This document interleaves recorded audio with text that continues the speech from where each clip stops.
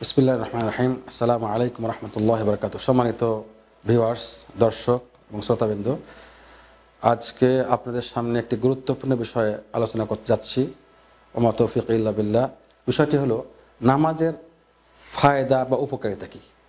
ইবনুল কাইয়িম রাহিমাহুল্লাহ এই ব্যাপারে সুন্দর একটি কথা বলেছেন। ওই কথাটা বলে আমি এই বিষয়ে আপনাদের শেষ করব। সেটার বিষয়টি হলো ইবনুল কাইয়িম রাহিমাহুল্লাহ, ইবনুল কাইয়িম আল জাওজি, তিনি বলেছেন নামাজ সম্পর্কে কি কি উপকার নামাজের আছে। প্রথমে তিনি বলেছেন নামাজ রিজিক আহরণ করে, সুবহানাল্লাহ, অর্থাৎ রিজিক বাড়িয়ে দিবে, সুবহানাল্লাহ, নামাজ। আর কি ফায়দা?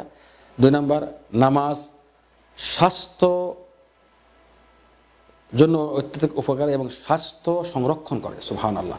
চিন্তা করে দেখুন, একজন নামাজ ব্যক্তি প্রত্যেক দিন ফজর উঠবে এবং অজু করবে, এগুলো প্রত্যেকটির সায়েন্টিফিক এবং স্বাস্থ্যগত দিক রয়েছে, যেগুলো আলোচনা করতে গেলে একটি পয়েন্টে আমাকে শেষ করতে হবে, এজন্য অন্য সময় বিষয় নিয়ে আলোচনা করা হবে ইনশাআল্লাহ। 3 নম্বর পয়েন্ট হলো নামাজ মানুষের কষ্ট দূর করে দেয়, সুবহানাল্লাহ। 4 নম্বর পয়েন্ট হলো নামাজ মানুষের অসুস্থতা দূর করে দেয়, অসুখ দূর করে দেয়। অসুস্থ ব্যক্তিও নামাজি হলে সে আস্তে আস্তে সুস্থ হবে এবং অসুস্থতা কমে যাবে। 5 নম্বর হলো নামাজ অন্তরের বা কলবের শক্তি বৃদ্ধি করে। 6 নম্বর পয়েন্ট হলো নামাজ চেহারাকে উজ্জ্বল করে। একজন নামাজি ব্যক্তির চেহারা দেখুন, এই জন্য আহলে ইলমরা বলেছেন নামাজ সম্পর্কে যে নামাজ কি লিসসালাহ খামসাতু আনওয়ার, সুবহানাল্লাহ, 5টি নূর রয়েছে, নূরুন ফিরাজ। তিনি বলেছেন নামাজ হলো চেহারার নূর, চেহারার লাইটিং থাকবে। ও নূরুন ফিস সুলুক, আখলাক বা চরিত্রের নূর, হ্যাঁ।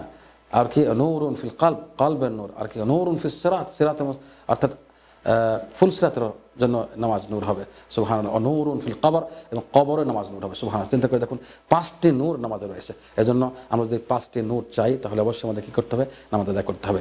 এরপর থেকে 7 নম্বর হলো নামাজ অন্তরের প্রশান্তি বহন করে।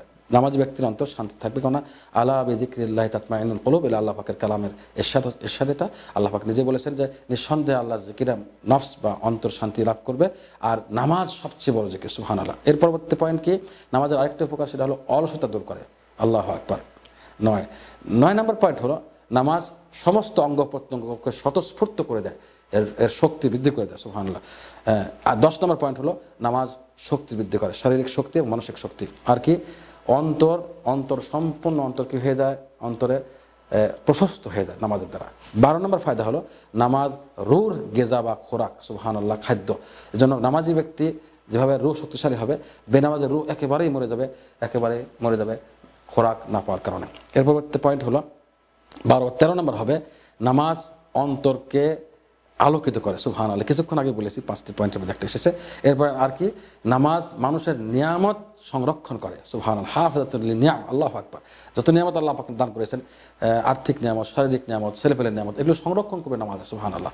আর কি নামাজ মানুষের অসুবিধা দূর করে, বিপদ দূর করে দেয়, সুবহানাল্লাহ। আর কি হয়? নামাজ বরকত টেনে আনে, আসমান থেকে আল্লাহ পাক বরকত দেয় নামাজি ব্যক্তিকে। আর কি ফায়দা? এভাবে নামাজ শয়তান থেকে মানুষকে দূরে করে এবং রহমানের কাছে করে, সুবহানাল্লাহ। চিন্তা করে দেখুন, আমরা সবাই শয়তান থেকে দূরে হতে চাই এবং রহমানের নিকটবর্তী হতে চাই। আল্লাহ আমাদের সবাইকে নামাজের ফায়দাগুলো বুঝে পাক্কা নামাজ এবং 5 ওয়াক্ত নামাজ জামাত সহকারে আদায় করার তৌফিক দান করুন, আমিন ইয়া রাব্বাল আলামিন। আসসালামু আলাইকুম ওয়া রাহমাতুল্লাহি ওয়া বারাকাতুহু।